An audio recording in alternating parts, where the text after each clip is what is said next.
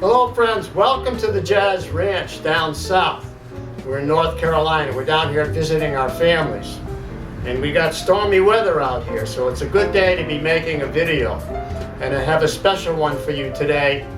I'm going to be playing the song All the Things You Are, and I'm going to be talking about reharmonization and special techniques and concepts used by Bill Evans.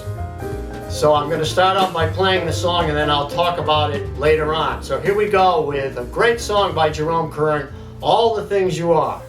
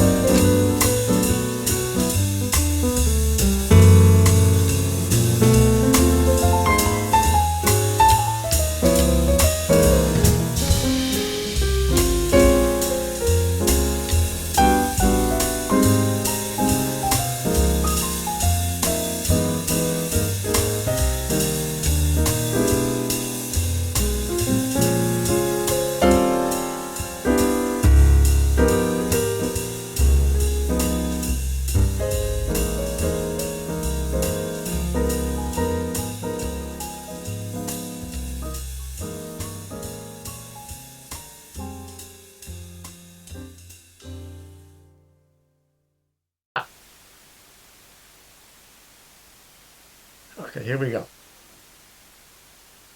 Here we go. Welcome to the Jazz Ranch studio. This is where I talk about the concepts and what I played. And we're down in North Carolina, so this is Jazz Ranch South.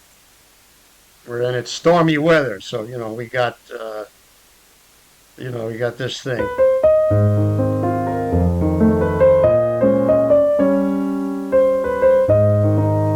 Got that thing happening. Now I'm going to be talking about three techniques that Bill Evans uses. The first one is chord alteration, in which you are changing notes in the chord or adding notes to it, create a more exotic sound, more personal sound.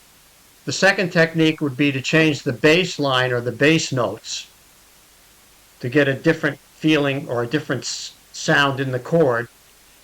And the third technique is the use of the tritone substitute, which Bill Evans uses a lot. Practically every song he plays is using a number of tritone substitutes, and I use them. In this particular example on All Things You Are, I'm using them a lot as an illustration. You wouldn't necessarily use them as much on a song as I'm doing this, on this one. But right away, in the first four measures, you're going to see these three concepts in use.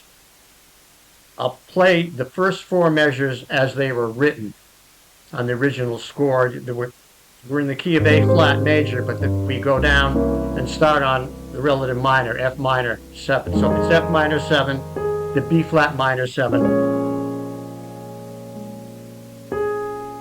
to an E flat 7 to an A flat major 7. Interesting, that's sort of a cycle of fifths, but also it has the melody note on the third of every chord. The major third of every chord. Well, that's the minor third there, the minor third there, but then the major third, and then it ends up on the major third there of the chord. Now, in the first measure, what Bill Evans might do is change the F minor 7 to an F7 sharp 9. He used that chord a lot, the sharp 9 chord. It has a major third and a minor third in it. Major third on the bottom, minor third on the top, which is really a sharp 9. So like 8, right? 8, 9, sharp. It's an exotic sound and it has a dissonance in it. That's not so dissonant. That's definitely dissonant, that major 7 interval.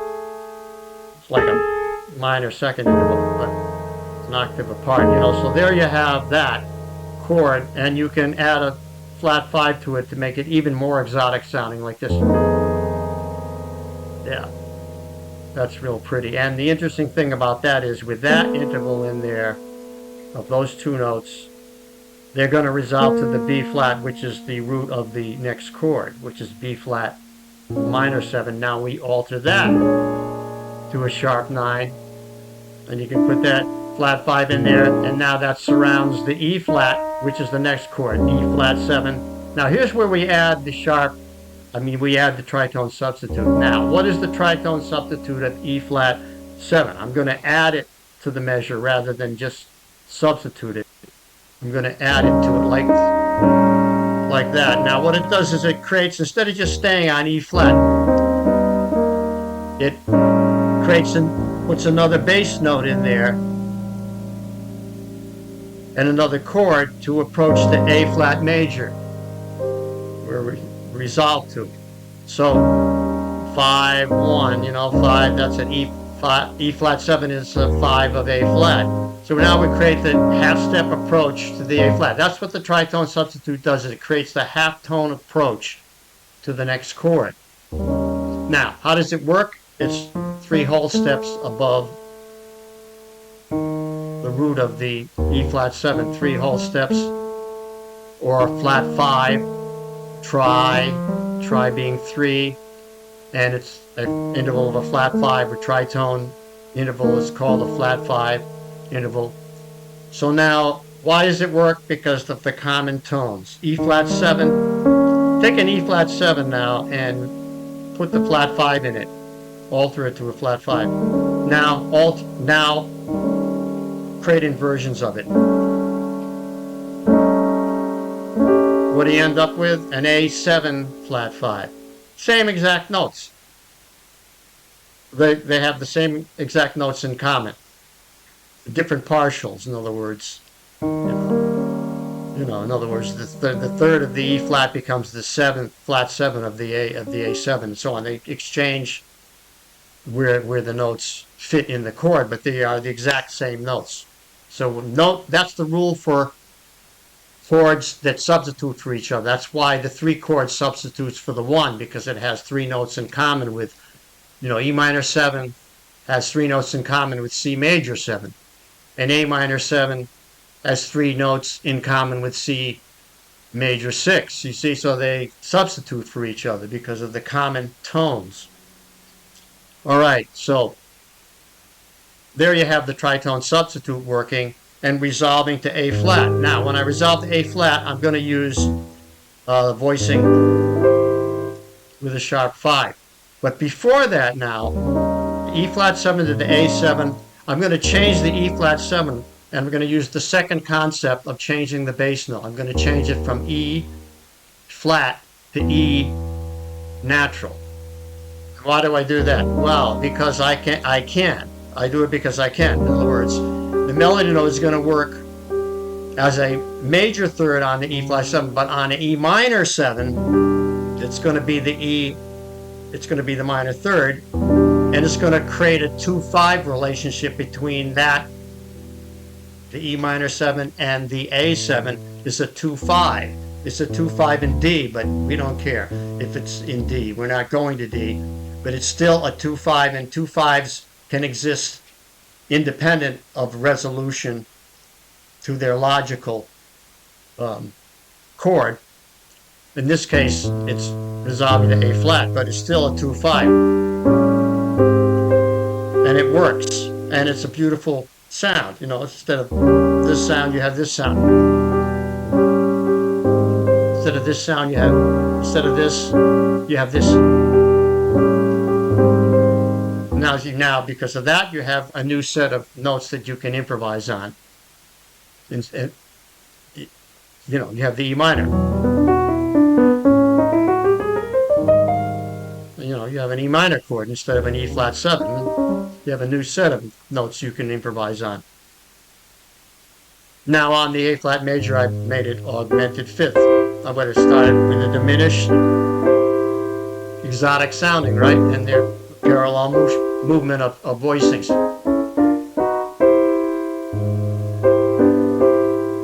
Beautiful exotic sound. To put that, reharmonize that A flat major with an augmented fifth. And I can do the same thing on the D flat. Tritone substitute there on the D flat, moving to the C major, and then repeat the D flat to the C. Gives me some movement on that C major 7 rather than just sitting on it. I could have put a progression, but I like, you know, D flat acts the same way as a G7 augmented because they're tritone substitutes for each other. So, you know, what I can have that to improvise on now, something else. Now, the next part of the tune is just a repeat of the first 8 measures. 2, 3, 4, 5, 6, 7, 8. Yeah. Next 8, repeat of the first 8, but transposed up a fifth. So it's, I'm going to use the same concepts. Is that augmented fifth again?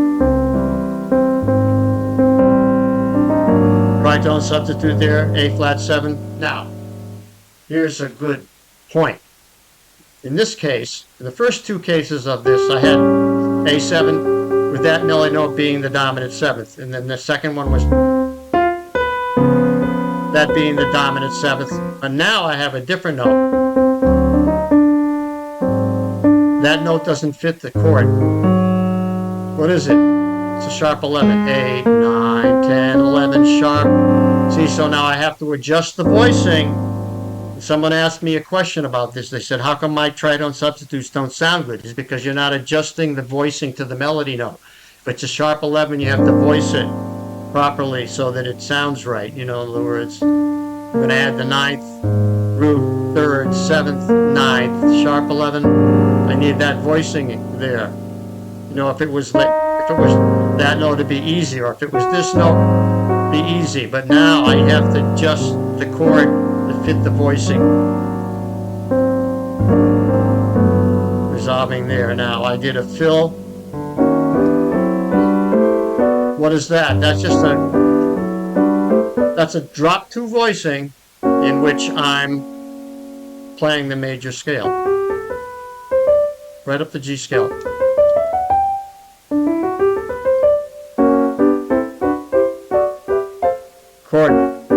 Chord voicing is like a first inversion, really, of a G. And then the missing note, right? If I did it like, I'm missing. Pretty sound. There's the approach chord of the tritone substitute to the A minor on the bridge. A minor, not 11. Can really make that sound pretty. Look at all those notes. You can real chord cluster there. Flat 9. Might as well use that voicing there with the flat 9, the sharp 11, because there's the sharp 11 there. Now I'm going to do something in the left hand to fill that space. Or you could do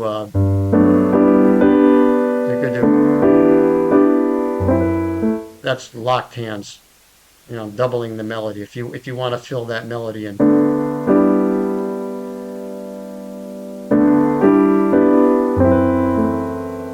Half diminished there on the F sharp. And the B7 there with a flat 9.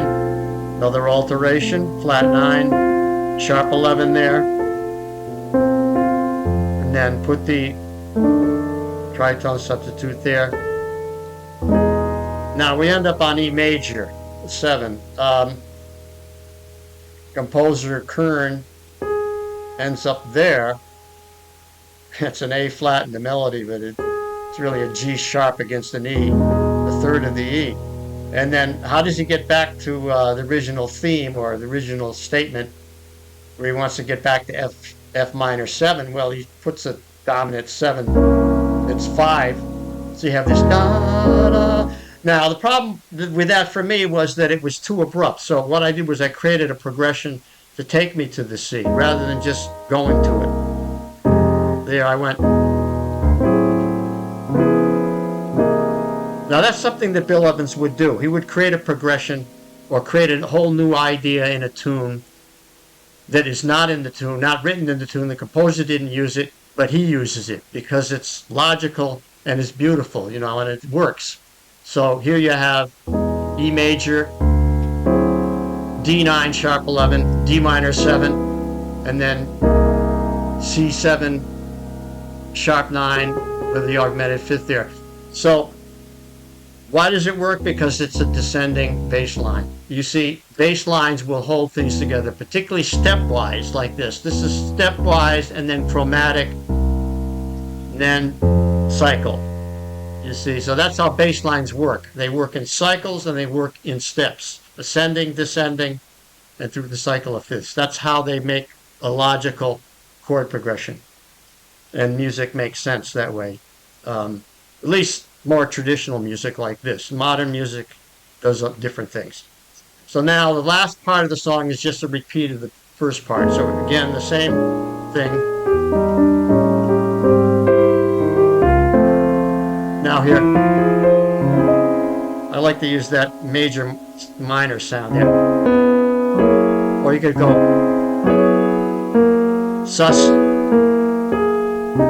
Now here you can put some harmony with that beautiful diminished chord. Now what makes that diminished chord so interesting and beautiful is that it's a double diminished chord. Now what does that mean? It means that there's two diminished chords there. You have this one, then you have this one. Except I'm not using those notes. I'm using the notes. So I'm using these notes in the second diminished chord and these notes in the first one. Those match. Now, the missing notes, these notes, are the notes that are in this diminished scale. You see, they're the other ones. You know, diminished scale has 8 notes, so they're the missing ones. You know, so, and that's why they sound good. You know, if you try to use the wrong diminished scale, like that wouldn't work. That wouldn't work. But those work, and that's a diminished sound or diminished chord that Bill Evans uses, is the double diminished.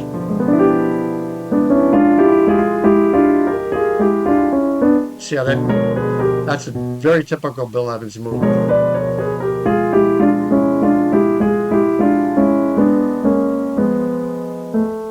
Okay, here's the end.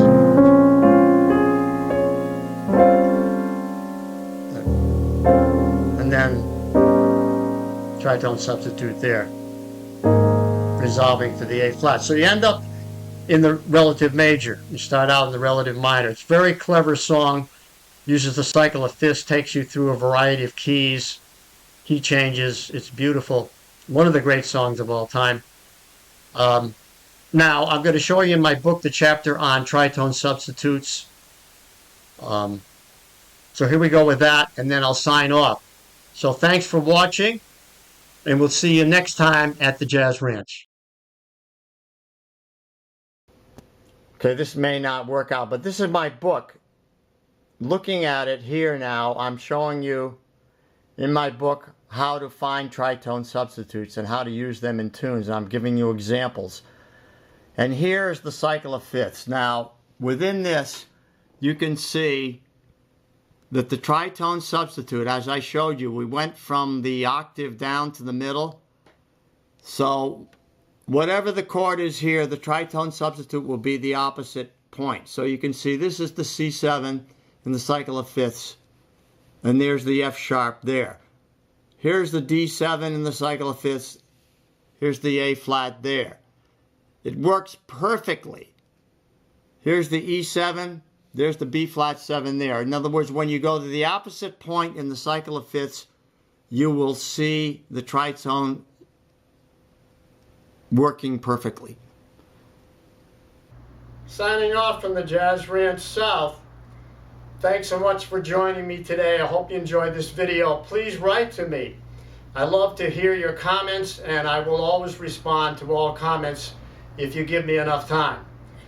And I'll say in the words of my great friend upstairs, Hermie Dressel, who always signed off from his office and always said to me, swing loose, and we'll see you next time around.